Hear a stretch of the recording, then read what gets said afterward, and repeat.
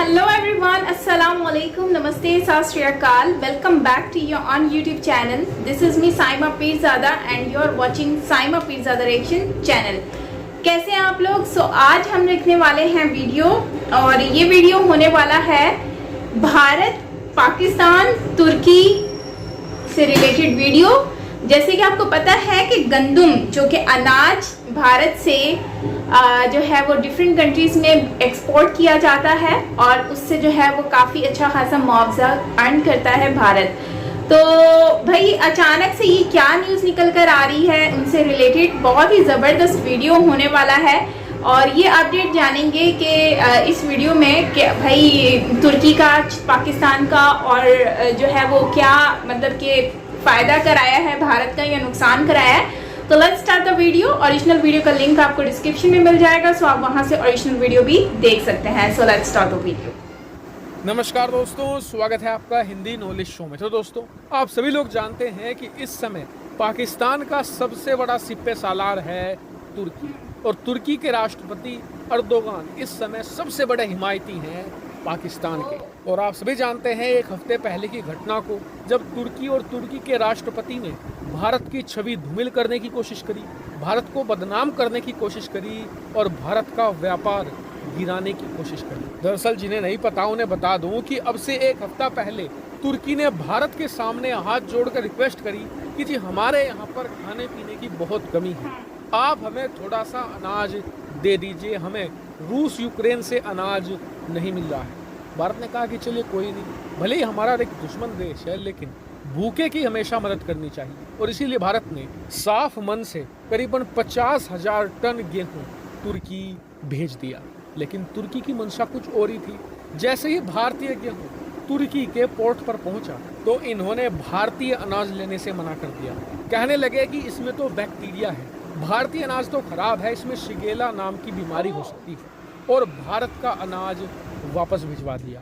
ये भारत के लिए एक बहुत ही बड़े शर्म का कारण था, क्योंकि भारत का अनाज जो भारतीय किसानों ने बड़ी मेहनत से उगाया है उसे इस तरीके से बेइज्जत करना भारत की बेइज्जती थी। लेकिन तुर्की के पास ही एक और अरब देश पड़ता है जो भारत का एक करीबी देश माना जाता है कई सालों से, और इस देश का नाम है मिस्र, जिसे इंग्लिश में हम इजिप्ट भी कहते हैं। तो जैसे ही तुर्की ने भारतीय अनाज लौटाया, बराबर में इजिप्ट भी था। इजिप्ट ने कहा कि जी ऐसा करो, जो अनाज तुर्की वापस भेज रहा है ना, वापस मत लो, इसे हमें दो, हम देखेंगे इसमें कौन सी बीमारी है, कौन सा ऐसा शिगेला है जो तुर्की को दिख गया।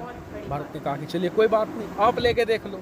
जैसे ही भारत का अनाज फिर मिस्र पहुंचा, इजिप्ट पहुंचा, तो वहां से भी खबर आई कि जी इजिप्ट ने भी भारतीय अनाज लेने से इनकार कर दिया। हालांकि जो भारत में इजिप्ट के राजदूत थे उन्होंने कहा कि ये सब रिपोर्ट बेकार है, अभी तक हमने किसी भी प्रकार की कोई भी टेस्टिंग नहीं करी है। लेकिन पिछले 3-4 दिनों से संदेह की वजह से इजिप्ट की सरकार भारतीय अनाज की टेस्टिंग कर रही थी, देख रही थी कि इसमें कुछ कीड़े वगैरह तो नहीं है, इसमें किसी भी प्रकार का फंगस तो नहीं है, या फिर इसमें कोई शिगेला नाम की बीमारी या बैक्टीरिया तो नहीं है। और आप जानकर हैरान होंगे कि अभी अभी रिपोर्ट आई है, इसके अंदर आप देख सकते हैं भारतीय अनाज हर एक टेस्ट पर खरा उतरा है। इजिप्ट की सरकार को ना तो कोई बैक्टीरिया मिला, ना शिगेला मिला, ना ही किसी प्रकार की फंगस मिली, ना ही कीड़े मकोड़े मिले। बिल्कुल फ्रेश अनाज था जिसमें कोई कमी नहीं थी, और इसीलिए अब इजिप्ट की सरकार उसे ले रही है। और तुर्की के मुंह पर ये किसी तमाचे से कम नहीं है, क्योंकि जैसे ही तुर्की ने भारतीय अनाज रिजेक्ट किया था, दुनिया भर के तमाम अनाज खरीदने वाले देश सतर्क हो गए थे और थोड़ा भारत को संदेह की निगाहों से देख रहे थे। और इसीलिए सबकी निगाह थी इजिप्ट के टेस्टों पर, और जब ये टेस्ट सही आए हैं तो सभी देशों ने राहत की सांस ली है। वहीं तुर्की को अब दुनिया भर में संदेह की निगाह से देखा जा रहा है, साथ ही एक ऐसे देश के तौर पर भी पहचाना जा चुका है जिस पर भरोसा करना टाइम वेस्ट के बराबर है। वहीं ये जो अग्नि परीक्षा इजिप्ट वाली भारत ने पास करी है ना, इससे भारत की छवि और ज़्यादा चमक कर बाहर निकली है सोने जैसा। भारत पर ट्रस्ट अब और बढ़ा है, क्योंकि अब तो भारतीय अनाज तमाम टेस्टों को भी क्लियर कर चुका है। ऐसे में भारतीय अनाज की डिमांड अब और ज़्यादा बढ़ेगी। और इसीलिए अगर आप इनडायरेक्टली देखें तो तुर्की ने भारत का नुकसान नहीं किया है, उल्टा फायदा करवा दिया है। अब भारत कई सारी प्रामाणिकताओं के साथ आता है। भारत की अब डिमांड और आसमान छुएगी, भारतीय अनाज अब और महंगा होगा। हालांकि इस पूरे इंसिडेंट पर अब आपका क्या मानना है कमेंट करके जरूर बताएगा। फिलहाल इस वीडियो में इतना ही। Thank you very much for watching video.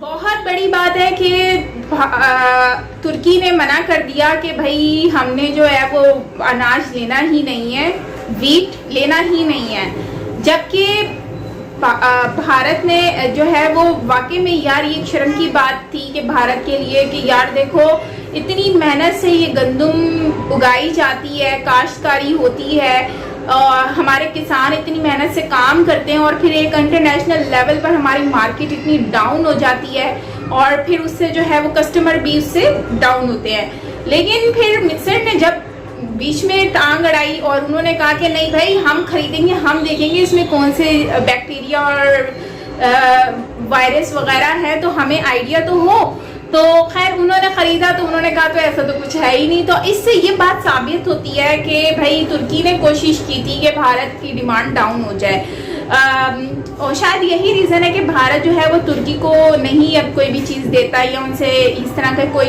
काम व्यापार नहीं करता।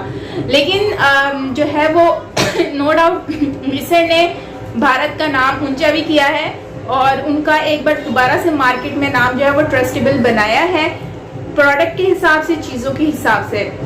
तो मुझे लगता है कि ये एक अच्छी चीज़ है और इससे जो है वो भारत और ज़्यादा महंगे गंदम बेचेगा और महंगी चीज़ें बेचेगा क्योंकि भारत का एक और एश्योरेंस मिल चुकी है कि हाँ ये सही है।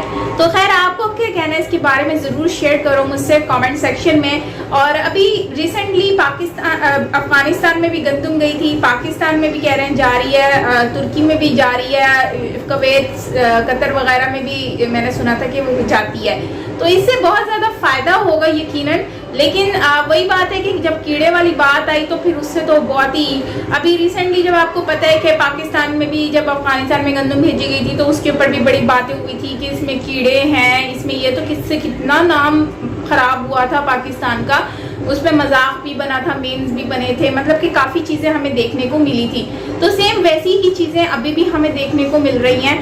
तो खैर यही है कि इससे वाकई में इंटरनेशनल लेवल मार्केट में जो है वो होता ही है। लेकिन एक बात है कि तुर्की ने जो है वो भारत के साथ ऐसा किया तो ये भारत भूलने वाला नहीं है, इसका आने वाले वक्त में भारत भी इनसे बदला लेगा यकीनन। लेकिन यह है कि मिस्र ने जो काम किया है वो भारत के हक में बहुत ही अच्छा हो गया और इससे जो है ना वो अब भारत उनके साथ सही रहेगा मिस्र के साथ। तो खैर आपका क्या कहना है इस सब के बारे में ज़रूर शेयर करना कमेंट सेक्शन में। और बाकी बस लास्ट में ये कहूँगी कि यार वीट जो है ना इंडिया की बहुत अच्छी है नो डाउट, और अगर अच्छी है तभी तो दूसरी कंट्रीज़ में जाती है ना।